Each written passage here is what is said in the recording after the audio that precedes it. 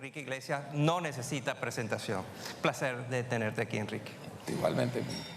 Hay pocos latinoamericanos que han tenido la experiencia multilateral de Enrique Iglesias. Desde muy joven, después de canciller de Uruguay, de su país, ha ocupado cargos que han estado siempre en el centro del esfuerzo de América Latina de trabajar colectivamente, de hacer cosas multilateralmente. Durante muchos años se le conoció como Mr. Latin America. Era la persona que simbolizaba la cara de una América Latina unida. Y ha participado representando a América Latina en todos los foros más importantes del mundo. Eso es una experiencia invaluable para conversarla hoy, en momentos en que América Latina tiene el mayor número de organizaciones y organismos multilaterales de la historia y la menor capacidad de actuar colectivamente de la historia. Hemos tenido una proliferación, una creación constante de todo tipo de organizaciones. Los acrónimos y los nombres ya lo confunden a uno. UNASUR se mezcla con Mercosur y el CELAC se mezcla con el CELA. ¿Se acuerdan del CELA? Existe todavía, ¿no? Y entonces hay una acumulación de organizaciones multilaterales zombies. Un zombie, como ustedes saben, es alguien que parece vivo pero está muerto.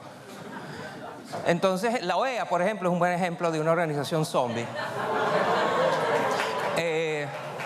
Tiene un edificio y un secretario general y hay gente y va la gente a trabajar y suben los ascensores y bajan y tiene una página web y hacen reuniones y van los cancilleres y no pasa nada, está muerta. Y ese es un ejemplo extremo, quizás tiene partes injustas porque hay partes de la OEA que todavía tienen muestras de estar vivas, pero generalmente lo que tenemos es este contexto, ¿no? Esta introducción debe haber puesto muy incómodo a Enrique Iglesias, quien se caracteriza por la diplomacia y el cuidado, ¿no? en lo que dice, pero eso lo digo yo, no lo dice él. Para comenzar, Enrique, este es un contexto donde hay un mundo turbulento, donde están cambiando reglas constantemente, donde instituciones que pensábamos que eran permanentes han mostrado ser transitorias o zombies, donde organizaciones transitorias se convierten en permanentes, donde no pasa una semana en que nos sorprendemos viendo las noticias. Entonces la pregunta es, ¿dónde está, dónde queda? Vamos a comenzar, Enrique, por tu visión de dónde está América Latina en el mundo.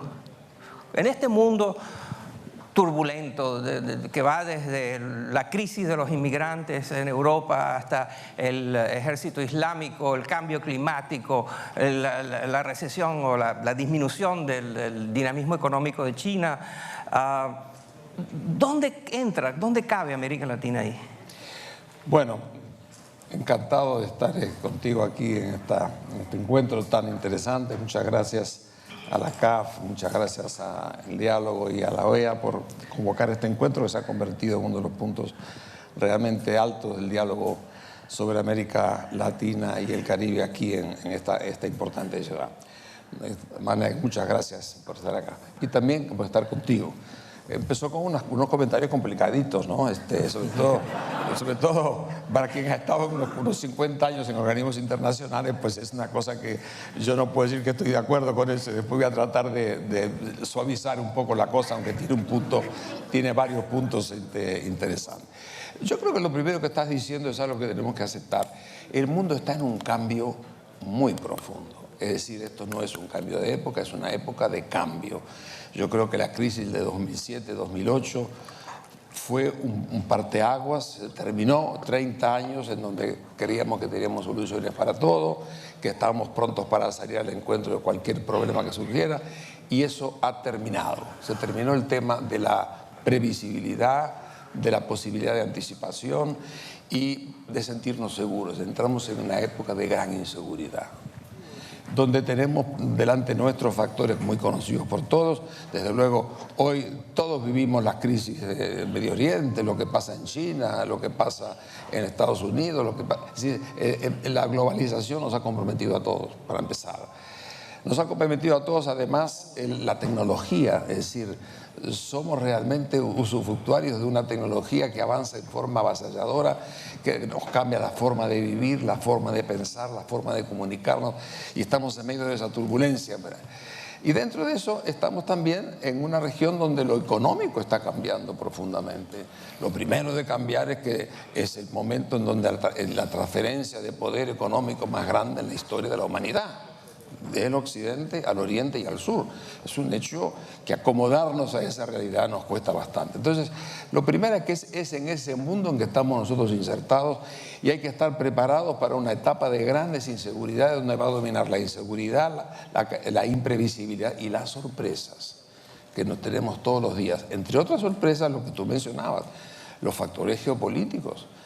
Nos levantamos todo. Ahora, tú mencionabas el fenómeno de las migraciones que acaban de ocurrir, pero miremos los conflictos en la frontera de Rusia con Europa, o miremos el mar de China, para señalar alguna cosa. De manera que, de alguna manera, el tema es preguntarnos qué hace América Latina en ese contexto. Pues lo primero, estamos sintiendo los impactos de lo que está pasando en todo ese mundo.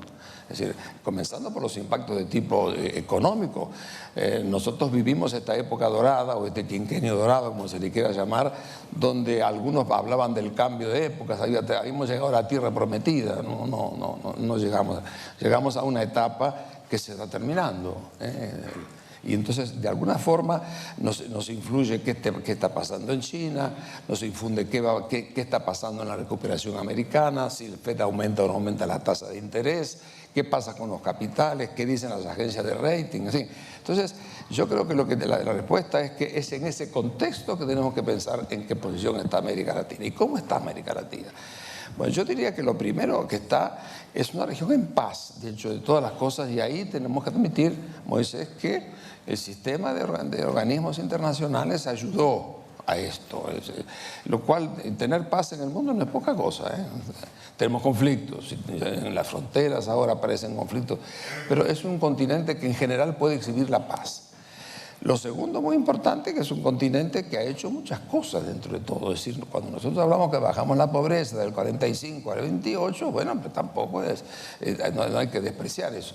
Si decimos que hemos recuperado democracias imperfectas, tampoco podemos dejar de tenerlo en cuenta. Entonces, se han hecho muchas cosas, y yo creo que es importante, sobre todo para mucha gente, se decía el otro día en algún lado, la democracia es un dato para la gente joven. No, para mí fue una aventura y una lucha de toda nuestra vida para recuperar lo que tenemos hoy. Entonces, lo primero es no deprimirse al punto de provocar un susto que nos haga perder la capacidad. Yo creo que América Latina tiene que hoy ser consciente de cosas, y no quiero alargarme mucho porque si no después me estoy tomando tu tiempo, pero yo creo que lo primero es tomar conciencia de que tenemos que prepararnos para ese mundo de incertidumbre. Y que en esa preparación la unidad de América Latina debía ser valorizada como no se hizo nunca, más que en la teoría. Yo, si de algo estoy realmente, te diría que angustiado, es ver cómo esta región que tuvo la creación más vigorosa de instituciones políticas y económicas, todavía no ha comenzado a darse cuenta que en sí misma tiene un poder muy importante. Y que tenemos 7 trillones de dólares de producto, que los únicos que lo han aprovechado en serio son el sector privado. Porque estas 500 empresas multilatinas que andan por ahí son una demostración de que la integración es posible. Y lo hacen con estas instituciones, con estas imperfecciones. Entonces, de forma que yo te diría que en este momento lo primero que hay que reivindicar es que América Latina tiene que ser consciente que su primera reacción es ser capaz de poner en serio la integración a funcionar. Y eso es un hecho que si era importante antes, hoy lo es mucho más. Porque hoy para nosotros defendernos en ese mundo de inseguridad es tratar de fortalecer lo que tenemos entre nosotros para hacer. Y eso depende de América Latina, pero sobre todo los países grandes. Y ahora te dejo vos porque seguramente si no, yo con el tiempo. Es verdad que América Latina está en paz. Cuando haces esa afirmación, te estás refiriendo a que América Latina, los países de América Latina están en paz entre sí. Es una paz a pesar de los conflictos entre fronteras, etc. Pero América Latina no está en paz dentro de los países, está en paz entre los países, pero no está en paz dentro de los países. Es cierto. Dentro de los países hay una efervescencia social, hay marchas, bloqueos de carreteras, hay derrocamiento de presidentes, hay escándalos de corrupción que están llevando a la gente a la calle. América Latina tiene el índice de asesinatos más grande del mundo. América Latina tiene el 8% de la población del mundo y el 31% de los asesinatos que ocurren en el mundo. Y América Latina tiene una especie de coexistencia pacífica con el asesinato que hace que sea difícil decir que América Latina está en paz. Está en paz literalmente, como dices tú, en términos internacionales, pero en términos domésticos no está en paz. Son países fragmentados, son países polarizados, donde la crispación prevalece, etc. Y un país que tiene esos niveles, los países cuando tienen esos niveles de diferencias internas, mal pueden trabajar activa y eficazmente internacionalmente, y eso contribuye a la fragmentación de América Latina, que hace que sea tan difícil que actúe colectivamente. Tú, en tu experiencia, esta fragmentación, este nivel de pugnacidad, de división, de desencuentro, de conflicto abierto, en muchos sentidos, tiene precedentes. Tú has estado en la palestra hace mucho tiempo. ¿Tú recuerdas una América Latina donde había tal nivel de pugnacidad y de fragmentación? Bueno, lo que te diría es primero lo siguiente. La inseguridad es un gran problema en la región, sin duda alguna. Y tiene sus raíces, entre otras cosas, en el narcotráfico y sobre todo en el crimen organizado, que son dos cosas muy serias. Y yo creo que ahí no hay ninguna duda que es uno de los grandes desafíos, donde la cooperación internacional entre los países es muy importante, fundamental, y donde es muy importante también, en mi manera de ver, la cooperación entre las fuerzas de seguridad y la sociedad civil. Son dos frases que pueden parecer poco, pero son muchos. Los países donde realmente ha avanzado la mayor seguridad, donde hay una cierta cooperación entre el poder político, la fuerza de seguridad y la sociedad civil, cosa que eso nos está faltando construir. De manera que yo no te quiero describir a América Latina como el paraíso terrenal, no es así. Eso es un primer tipo de inseguridad. La segunda cosa son los temas económicos. Nosotros pasamos una época de una década, de la década dorada, donde hemos tenido, bajó la pobreza, aumentaron las clases medias, subieron los salarios, hubo más inversión. Es decir, y eso generó un estado de opinión que de alguna manera dio lugar ahora a que haya frustración frente a lo que significa el parate de la economía internacional con respecto a América Latina. Es decir, el tema de la materia prima, que se terminó el ciclo, y eso nos pone en un dilema interno en cada uno de nuestros países. Es acomodarse a esa realidad, es decir, buscar la manera de que realmente tenemos que administrar el problema que nos viene de afuera. Se terminó el factor que nos levantó, el factor de materias primas, y por un largo rato es muy posible. Es cierto que no todo se afectó igual tampoco. Hoy se hablaba, creo que de Ocampo, que decía muy bien, hay países como América Central donde los términos de intercambio son positivos debido a que le bajó la alimentación y la energía, en fin. Pero en términos generales América Latina terminó con ese. Eso genera hoy una necesidad muy importante de acuerdos internos nacionales para hacer frente a administrar ese periodo de frugalidad que se nos viene encima. En ese contexto tenemos a las clases medias, que es una reunión que te acaba de terminar, que se expresan demandando calidad. Yo nunca había visto, yo cuando era joven salimos a protestar a la calle por más presupuesto para la universidad y autonomía universitaria. Esa era, en Uruguay eran nuestras grandes banderas. Hoy en día salen 100.000 muchachos a la calle en Chile para pedir calidad de la educación. Es otro mundo, es positivo. Entonces yo creo que el tema actual está en lograr cómo hacemos la transición para aprovechar este momento donde precisamos tener una cierta frugalidad en el gasto como para poder administrar las variables macroeconómicas y aprovechar para hacer las reformas que nos quedan por hacer, que no se hicieron.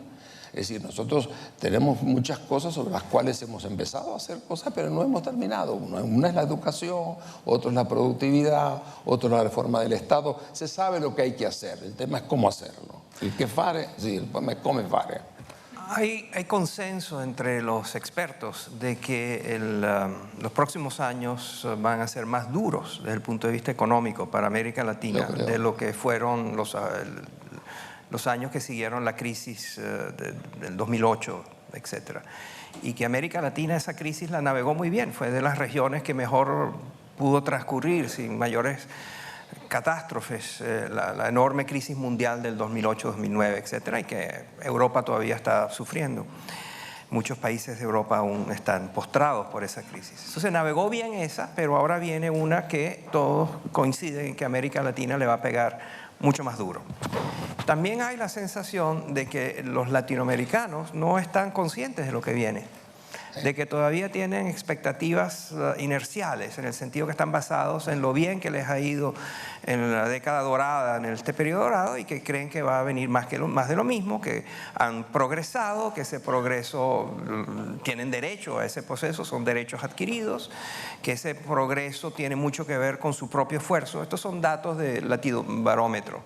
La mayor parte de los latinoamericanos entrevistados hoy en día dicen que ellos tienen una mejor calidad de vida, que esa calidad de vida se debe a que tienen mayores niveles de ingresos, que esos mayores niveles de ingresos se deben a su trabajo y a su esfuerzo, y no necesariamente a los commodities o al crecimiento o a lo que sea. Y eso va a cambiar.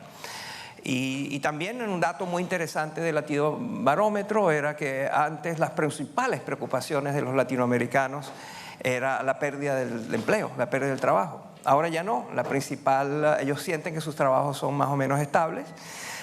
Y la principal preocupación son la calidad de los servicios públicos a las que tú te referías, sobre todo la calidad de todo lo que tiene que ver con seguridad ciudadana y con el transporte urbano. Esos son los grandes temas, el transporte urbano que les permite llegar a su trabajo y que es una pesadilla en la mayor parte de América Latina. Entonces, en ese contexto de expectativas y creencias y suposiciones de los latinoamericanos viene un ajuste económico duro. Y los ajustes, Enrique, tú lo sabes mejor que nadie, los ajustes fragmentan y crispan y fomentan el conflicto. Es muy difícil hacer ajustes económicos, reformas económicas profundas, sin que eso te genere una efervescencia social y aumente el conflicto social, el conflicto político. Esto al mismo tiempo que, como tú dices, América Latina los países necesitan organizarse para enfrentar lo que viene de una manera más unida. Entonces, ¿cómo manejar esa contradicción de la mayor pugnacidad social y la mayor necesidad de unidad social y política? No es la primera vez que tenemos problemas de ajuste, pero nos toma un poco mejor que en otras épocas. Tenemos reservas acumuladas importantes, lo cual no es poca cosa, y incluso hemos hecho algunas reformas importantes en la economía, pero sobre todo el tema de reservas es un hecho que ayuda a suavizar el proceso de reforma.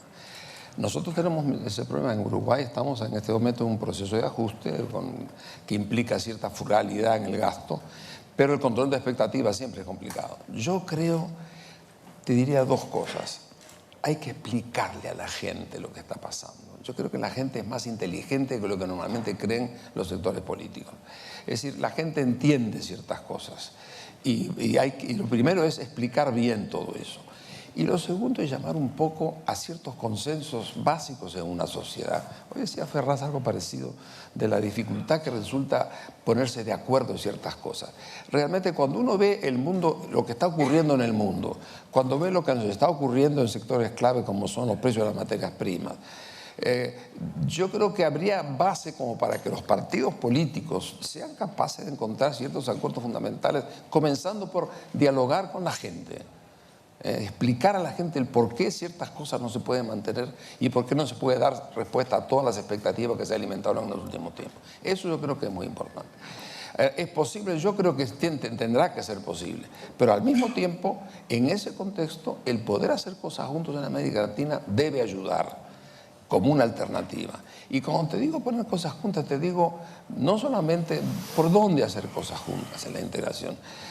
Primero, nosotros somos un poco, te diría, ya en sentido, somos muy poco autocríticos en nuestros sistemas de relaciones. Es decir, nadie comenta, no, todo el mundo, yo te oigo, pues me oís y todos para adelante.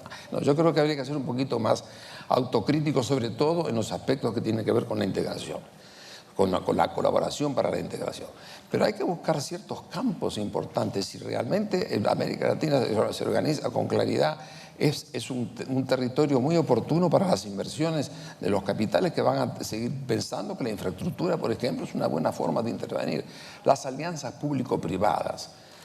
Algunos países han hecho, lo han hecho con mucho éxito, como Chile, por ejemplo, Brasil ha hecho cosas, pero en términos generales todavía no hemos aprendido a negociar con el sector privado para poder manejar muchas de estas situaciones, que es muy importante. Y yo creo que además, yo te digo, una de las cosas que me preocupa más ahora es esto. A mí me tocó trabajar mucho en el tema internacional, con la Ronda Uruguay, todo ese gran sueño que hemos tenido nosotros en materia de un comercio multilateral está siendo cuestionado. Yo creo que el mundo va mucho más en la onda de la fragmentación que en la onda de un comercio internacional libre y abierto. Poco puede hacer América Latina para evitar esto, porque esto son cosas que parten de los países que pueden moverla. Pero en términos generales, si uno nota un poco el mapa, dice aquella gran ilusión que teníamos de una organización mundial de comercio que empezó su largo trayectoria en Punta del Este en el 86. Yo creo que todo eso está en crisis, es decir, que yo creo que vamos a una cosa distinta, el mundo va a empezar a negociar por bloques en lugar de negociar en la mesa de los organismos multilaterales. Esa es mi impresión. Si es así, ¿qué hacemos nosotros? Bueno, algunas cosas se están haciendo, comenzando por los países del Pacífico, están entrando en la Alianza del Pacífico. Hay 11 países de América Latina que tienen relaciones con Estados Unidos y con la Unión Europea. El norte del Atlántico se está organizando. Yo me pregunto, ¿y no ha llegado el momento de negociar con Estados Unidos un acuerdo formal de cooperación? Es decir, en el sentido comercial, en el sentido de la cooperación en recursos humanos, en el sentido de la tecnología. Es decir, se terminó uno de los grandes obstáculos que había hecho, que el diálogo entre Cuba y América y Estados Unidos siempre fue un obstáculo para poder avanzar en muchos de estos temas. Pero yo me pregunto, ¿no ha llegado el momento de que este continente pueda tener una relación estructural en diversos frentes con los Estados Unidos y con Canadá? Es decir, ¿por qué se está organizando todo el mundo en torno a estas iniciativas y nosotros no podemos tener una visión sensata, razonable, de poder hacer un acuerdo en esa línea cuando tenemos en nuestro hemisferio al país más importante de la Tierra? Eso lo discutimos, y lo discutimos aquí en Washington. Yo estaba en el banco con la famosa creación del ALCA, en fin, que después se frustró. Pero yo me pregunto, en este momento que se han abierto las puertas de las relaciones que habían creado, siempre un factor de que molestó el diálogo ha sido un poco la relación Cuba con Estados Unidos. Hoy que eso se está removiendo, ¿no ha llegado el momento de pensar seriamente que en este mundo complicado en que estamos hay que tener un acuerdo como tienen 11 países ya? Todo el Pacífico, casi todo el Pacífico tiene una relación con Estados Unidos. Yo diría que esa es una reflexión que a esta altura de la vida me diría, no entiendo cómo es posible que no podamos tener alguna cosa integral en relación con Estados Unidos, con América Latina, para hacerle frente precisamente a las incertidumbres que lo plantea el momento actual. En esto que tú planteas, que es novedoso y diferente, esto que tú acabas de plantear no forma parte hoy en día de la conversación de América Latina, la idea de volver a reactivar una iniciativa de libre comercio y de acuerdos comerciales con Estados Unidos. Que yo creo que sería, yo comparto contigo que creo que sería muy deseable y sin embargo no está planteada. Y no está planteada porque tú mismo dijiste que el país más grande de América Latina, que es Brasil, no forma parte de esa conversación. Marco Aurelio García, uno de los principales asesores de Dilma Rousseff, quien estuvo aquí, ha dicho muy explícitamente que está on the record diciendo que eso no es un acuerdo de libre comercio con Estados Unidos, ciertamente no es una prioridad de Brasil y ni debería ser una prioridad de América Latina. Dilma Rousseff también ha mostrado tibio entusiasmo por eso. Y cuando se dio la Alianza del Pacífico, tanto Dilma Rousseff como el presidente Lula, como en ese momento el ministro Patriota, como Marco Aurelio García, hicieron estridentes comentarios denunciando la Alianza del Pacífico, diciendo que era un modelo neoliberal de entrega a los Estados Unidos, que no podía estar, que era puro marketing. Uno de ellos dijo que la Alianza del Pacífico era solamente mercadeo, que no era. Entonces, cuando tú tienes un país que tiene un gobierno que claramente, públicamente es tan hostil a esa idea, ¿cómo podemos esperar que una idea como esa progrese? Bueno, las opiniones son todas respetables y cada gobierno... No todas las opiniones son respetables. Bueno, me tocó ser diplomático, pero yo tengo que hacerlo. Yo creo que, no, es muy respetable, hay argumentos, pero en este momento te diría que cuando yo siento hablar de algunos sectores de la opinión privada, por ejemplo, en países como Brasil, hay gente que está muy dispuesta a entrar en conversaciones, es decir, no son opiniones unánimemente compartidas. Yo creo que políticamente cada país tiene que definir lo que... Incluso en las relaciones con el Pacífico, yo te diría que la propuesta del canciller de Chile de la unidad en la diversidad es un hecho que está prevaleciendo y hay consultas con los países del Pacífico para entender que esto no significa... Lo peor que nos puede pasar, Moisés, es que la fragmentación del comercio mundial termine fracturando a América Latina. Eso sería trágico. Eso, después que tenemos tantos años de cooperación, que tengamos una economía fracturada, porque el mundo se está fracturando. Es el momento de unirse, no de separar. Yo creo que en esa unión cabe tratar con China. ¿Por qué no tenemos que tener un tratado con China?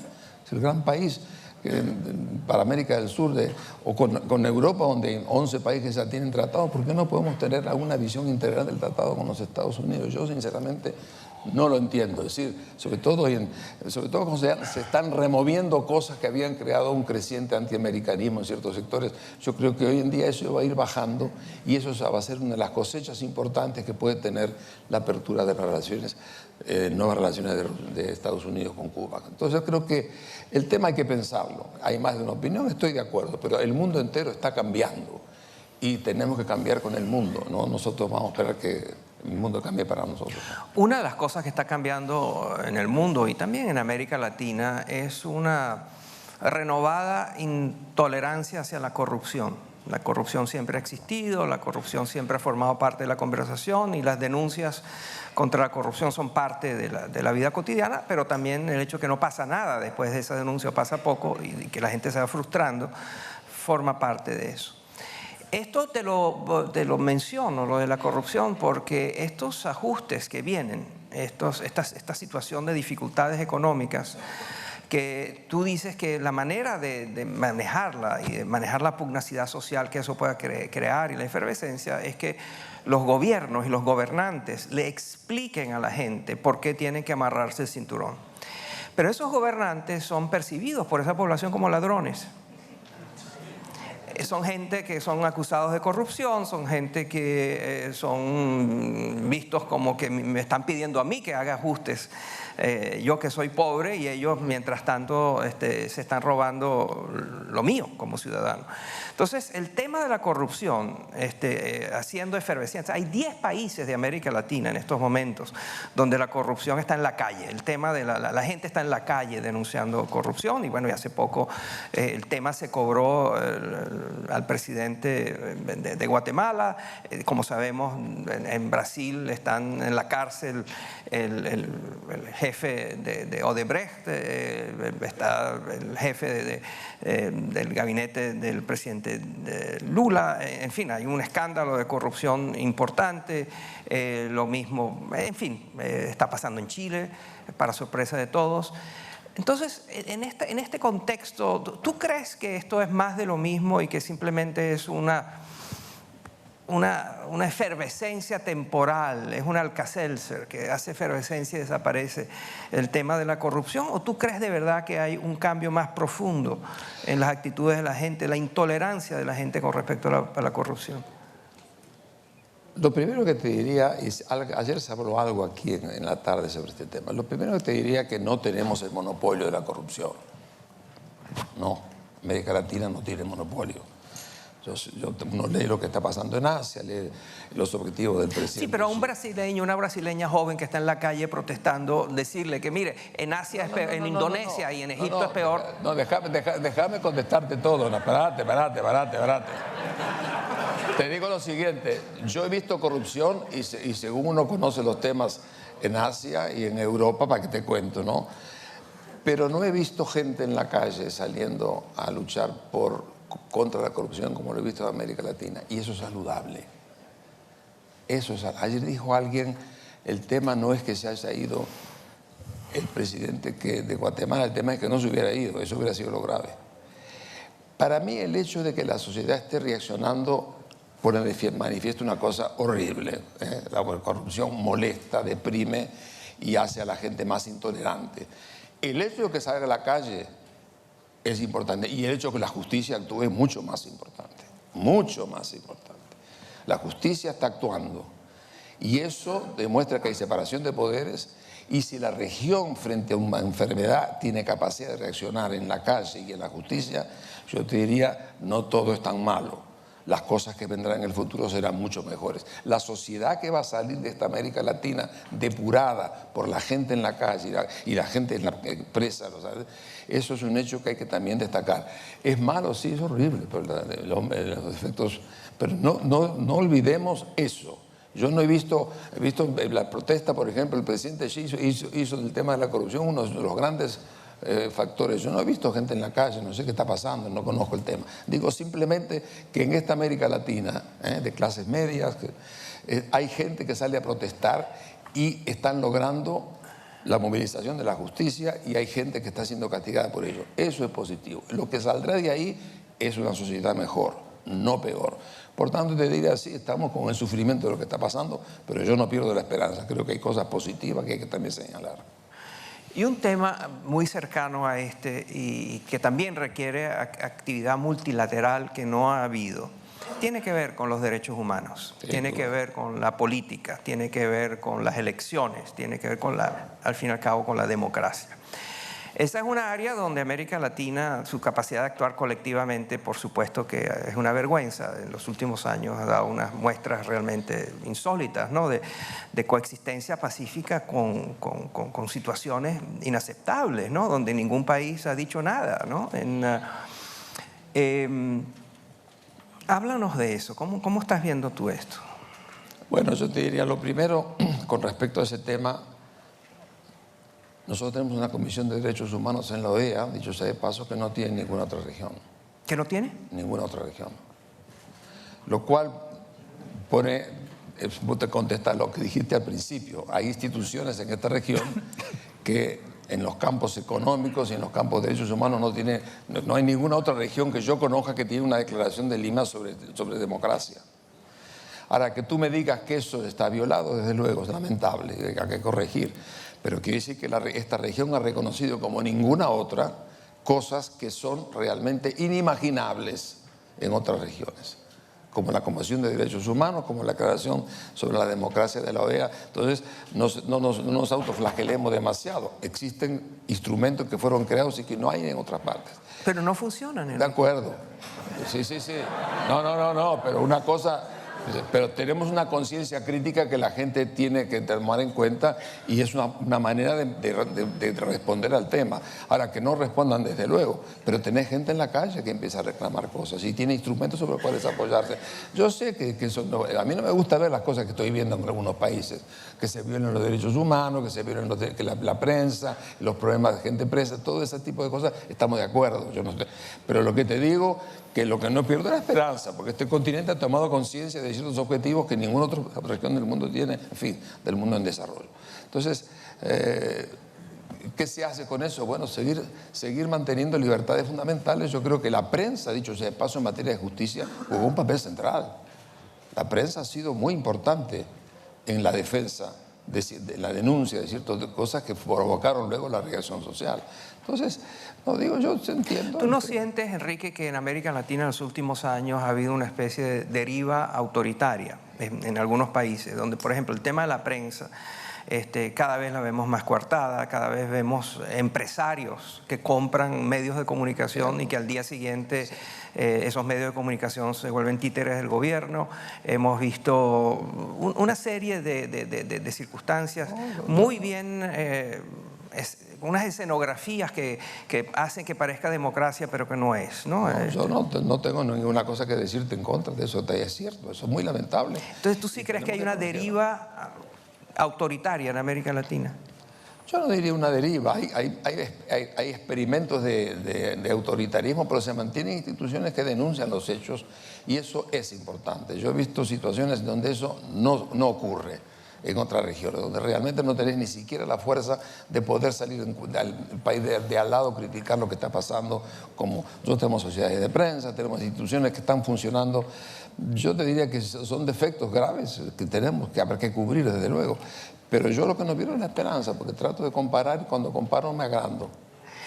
¿Tú no crees, ahora que estamos hablando de propuestas deseables pero que son impensables, tu propuesta de volver a explorar la posibilidad de acuerdos comerciales con Estados Unidos, que América Latina... Comerciales, inversión y de otras cosas más. Acuerdos económicos con Estados Unidos, eso es impensable, pero tú lo planteas y yo creo que es interesante y digno de ser discutido.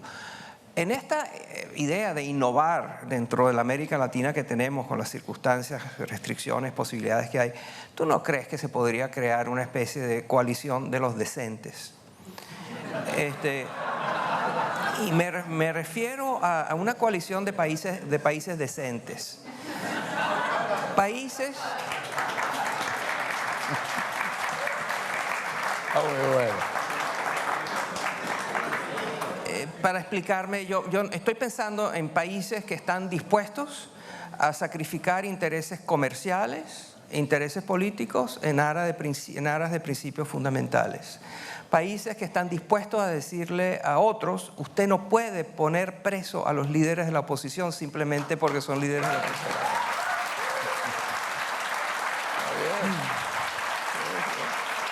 Creo que sí.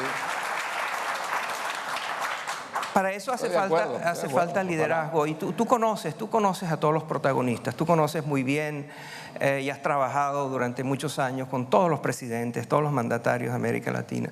¿Tú crees? Están todos muy distraídos con sus problemas internos, todos tienen prioridades nacionales, todos tienen intereses nacionales.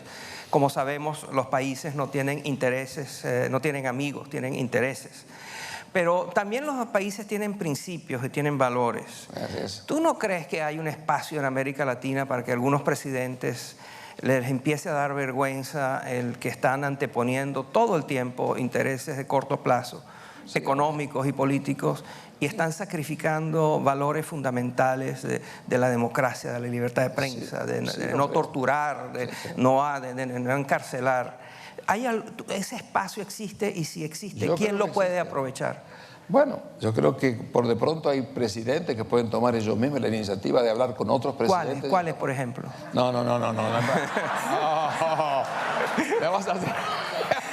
Me va a hacer poner notas a los presidentes. No, a los 84 años no. No.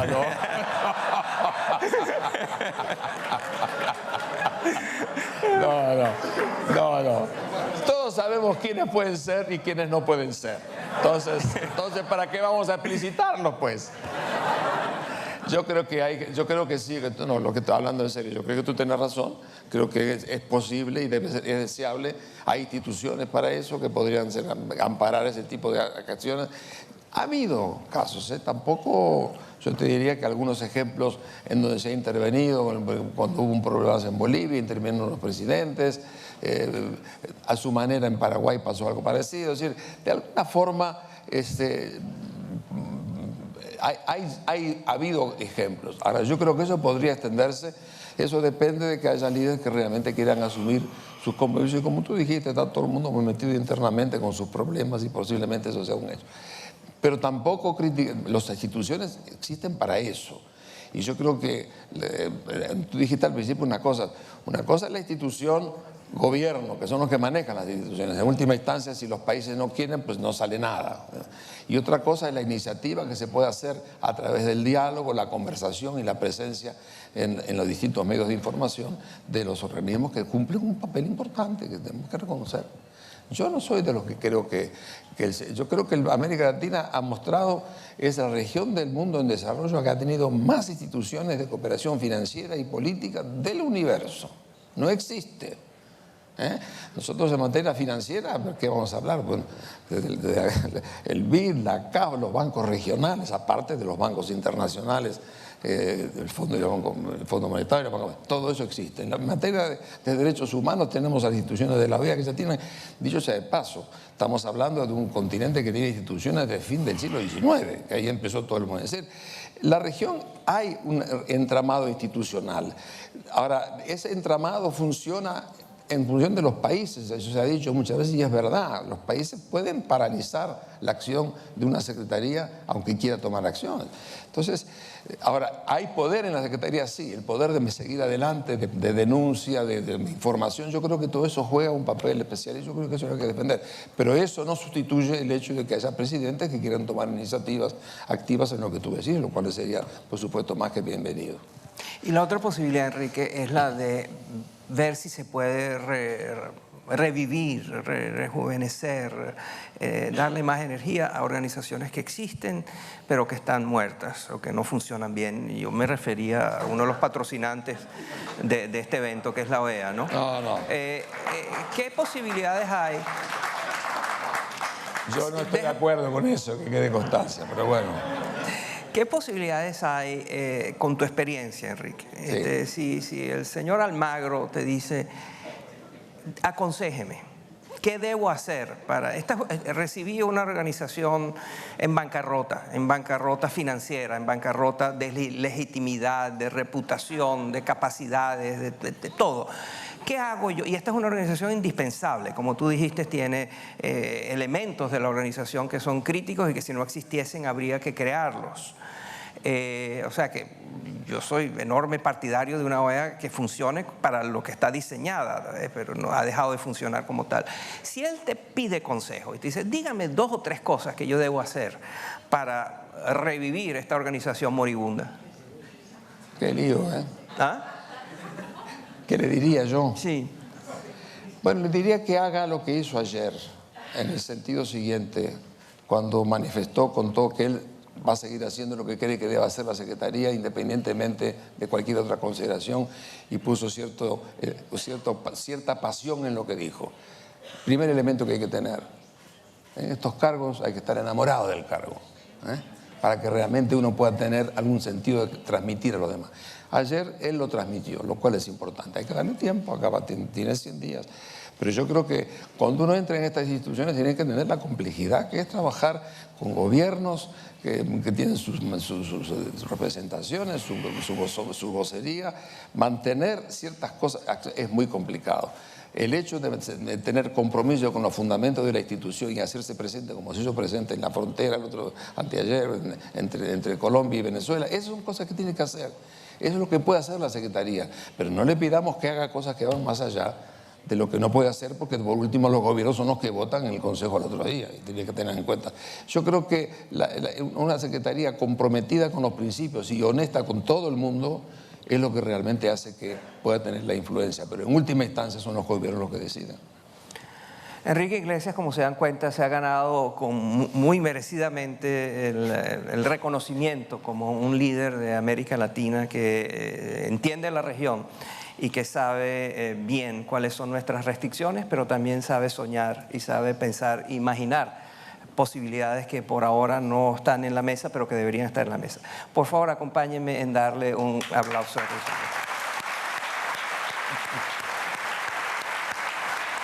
Gracias.